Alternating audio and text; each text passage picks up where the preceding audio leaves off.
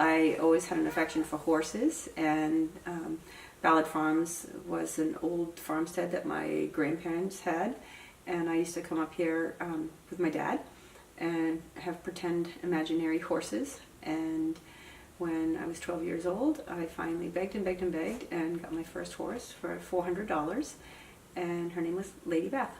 And Lady Beth was the start of everything. She was a grade Palomino mare, and she was the love of my life back then. I kept her until she was 32 years old, and she absolutely was the beginning of my lifelong passion of horses. So the next step after having Lady Beth and trail riding and just being a so-called yahoo, my sister came back from New York and would want to go riding, and so we needed another horse.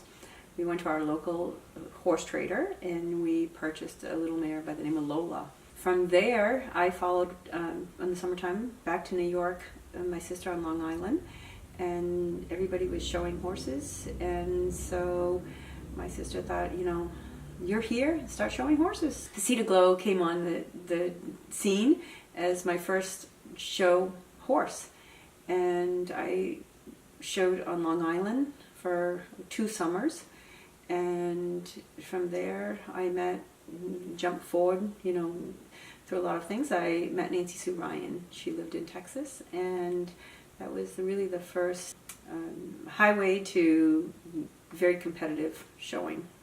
After competing with Pasita Glow and numerous other horses, my sister fell in love with a stallion by the name of Reynolds Wrap.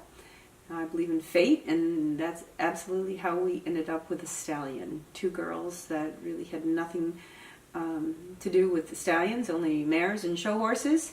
We ended up with him, and I competed with all of his offspring. My sister promoted him from her New York City apartment, and it was before MTV and before Facebook and the internet, so everything was on paper, and he basically became a movie star.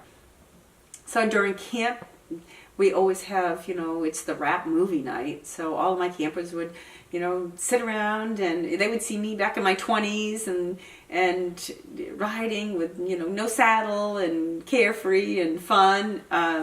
The videos have always been a hit, and even now, it's like 35 years later, yesterday even more, I still have people that said, you know, I wore my tape out, do you have any tapes? And of course they were VHS, now they need to get back on a, you know, DVD. Reynolds Wrap was certainly put us on the map as an individual. He was an AQHA champion.